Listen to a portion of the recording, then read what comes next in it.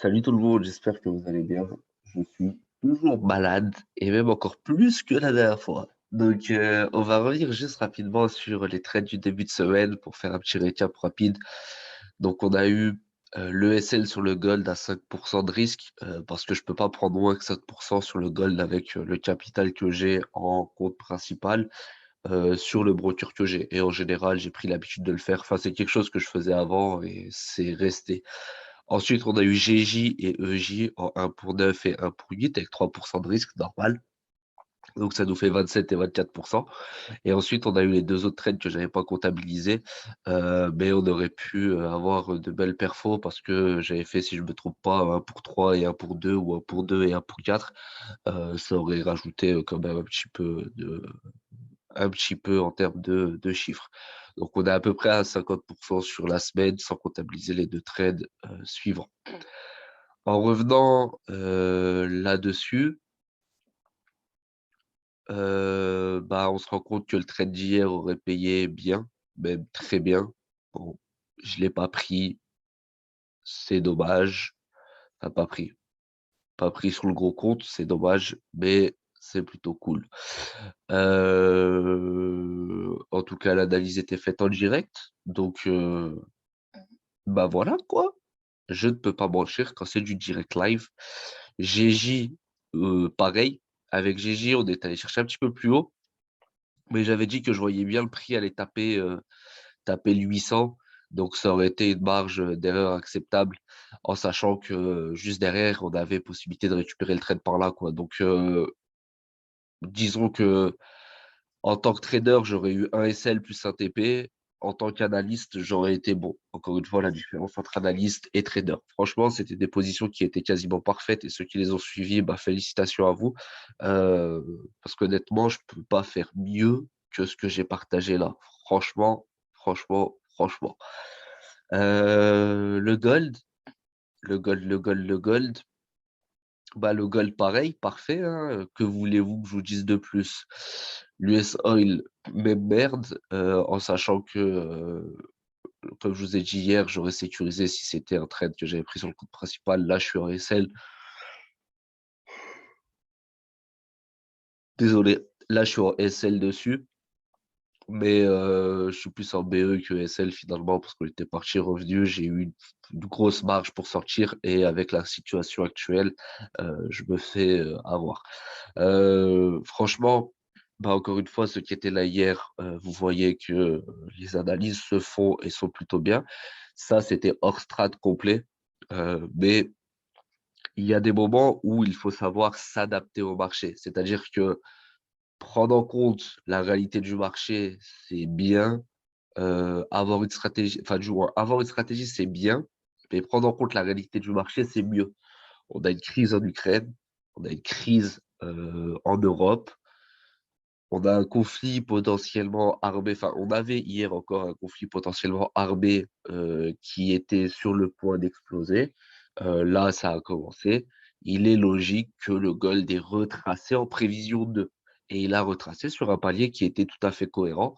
Et honnêtement, ça, c'était de l'argent cadeau.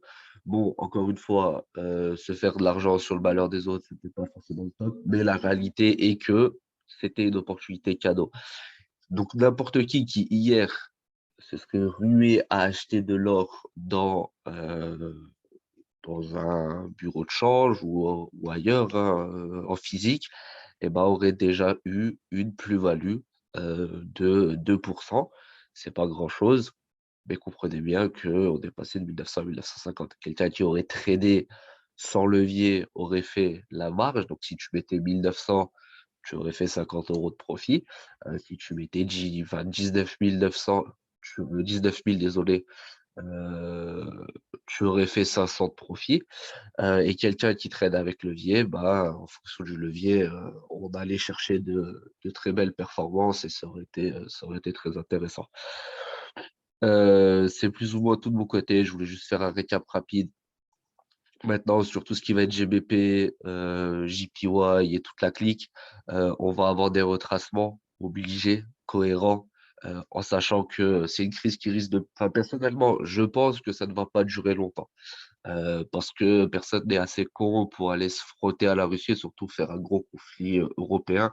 À part les USA qui pourraient être contents de ça, personne ne le serait en Europe. Faut vraiment, encore une fois, être assez con pour pouvoir, avoir envie de ça. On voit que le prix est parti chercher des paliers cohérents. Donc ça, c'est toujours la même chose que je vous dis, hein, que ce soit des annonces éco ou autres, le prix tend toujours à aller chercher des paliers cohérents quand il y a un événement sur le marché. Annonce éco, bah, crise, Brexit, tout le blabla. Vous voyez ce que je veux dire. Donc là, on allait chercher un palier cohérent.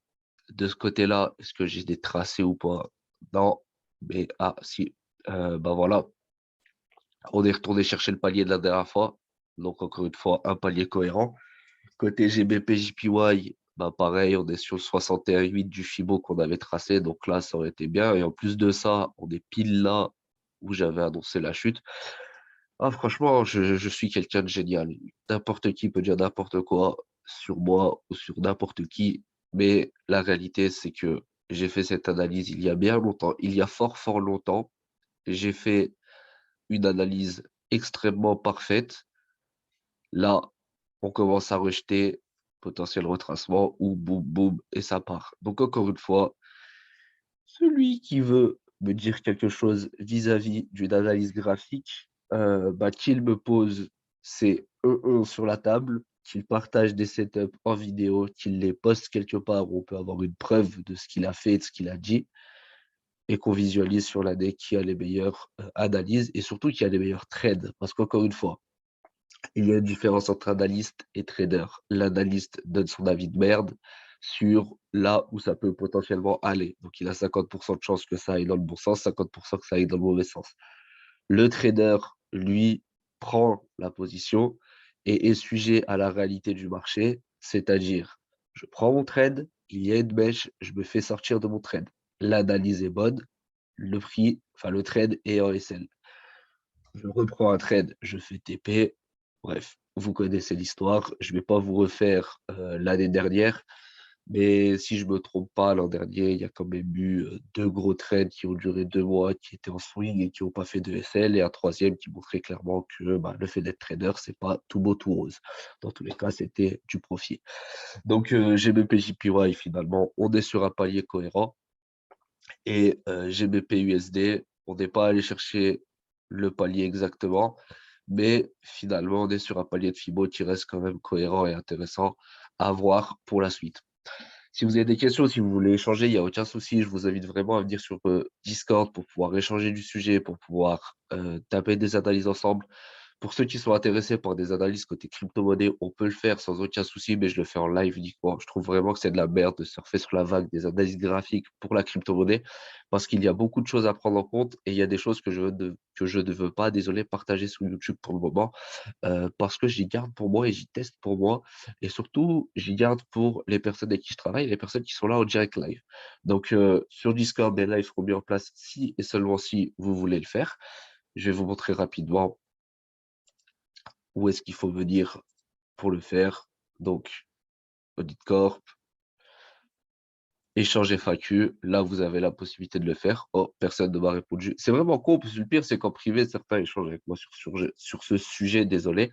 Ensuite, vous avez ici les informations globales autour de la crypto avec les différents fils, les informations globales autour du trading et du forex, autour de la bourse en réalité, et les différents fils qui sont là-dedans. Donc, comme vous pouvez le voir, il n'y en a que 2, 3, mais c'est déjà plutôt pas mal. Et bon, les autres domaines, mais je vous laisserai les découvrir solo. Bonne journée tout le monde, à plus tard. Salut.